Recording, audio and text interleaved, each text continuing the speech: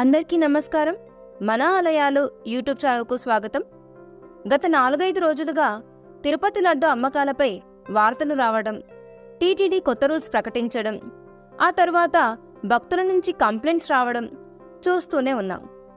మొత్తం వ్యవహారంపై తిరుమల తిరుపతి దేవస్థానం ఈవో శ్యామలరావు గారు ఫుల్ క్లారిటీ ఇచ్చారు.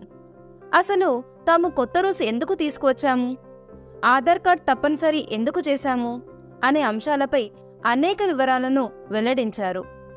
ఈవో చెప్పిన విషయాలు వింటే మీరు షాక్ అవ్వాల్సిందే. వీడియో పూర్తిగా చూడండి. పూర్తిగా చూసి టీటీడీ తీసుకొచ్చిన రూల్స్ సరైనవో కావో మీరే కామెంట్స్లో చెప్పండి. ఇక అసలు విషయానికి వస్తే, తిరుపతిలో లడ్డు అమ్మకాలపై గురువారం నుంచి కొత్త రూల్స్ అమలులోకి వచ్చాయి. ఆ రూల్స్ ప్రకారం దర్శనం చేసుకోని భక్తులు లడ్డూలు కొనాలంటే ఆధార్ కార్డ్ చూపించాలి.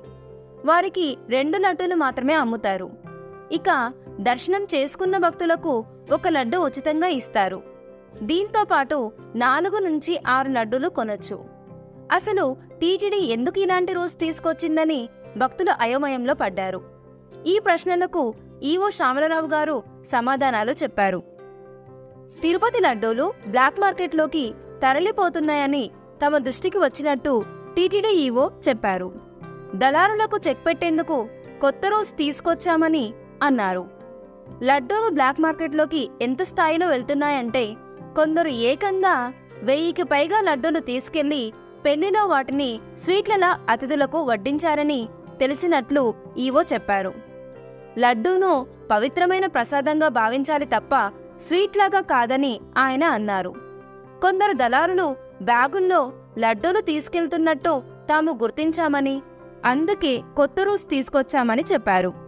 శ్రీవారిని దర్శించుకున్న వారికి 1 లడ్డు ఉచితంగా ఇస్తామని, అదనంగా లడ్డూలు కావాలనుకునేవారు 50 రూపాయల చొప్పున చెల్లించి లడ్డూలు తీసుకువెళ్లవచ్చని చెప్పారు. అయితే దేవుడిని దర్శించుకోకుండా భారీ సంఖ్యలో లడ్డూలు తీసుకెళ్లి వాటిని బ్లాక్ మార్కెట్లో అమ్ముతున్నారని, కొందరు కాంట్రాక్ట్ ఉద్యోగులు కూడా ఇందులో ఉన్నారని, వారిపైన చర్యలు తీసుకుంటామని ఈవో తెలిపారు. రోజు 3.5 లక్షల లడ్డూలు తయారైతే అందులో 1,00,000కు పైగా లడ్డూలను దర్శనం టోకెన్స్ లేని వాళ్లే కొంటున్నారని తేలింది. అందుకే టోకెన్లు లేని భక్తులకు ఆధార్ తప్పనిసరి చేశామని ఈవో క్లారిటీ ఇచ్చారు. లడ్డూల కోటా పెంచాలని భక్తుల నుండి డిమాండ్లు వస్తున్నాయని, వాటిని పరిశీలిస్తామని ఈవో తెలిపారు.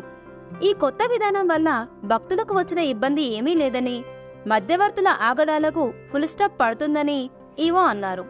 సో తిరుమలలో కొత్త లడ్డు పాలసీ అమలు వెనుక ఉన్న అసలు కారణాలు ఇవేనండి. టీటీడీ తీసుకున్న ఈ నిర్ణయాన్ని మీరు సమర్థిస్తారా లేదా వ్యతిరేకిస్తారా? మీకేమైనా సందేహాలు ఉన్నాయా?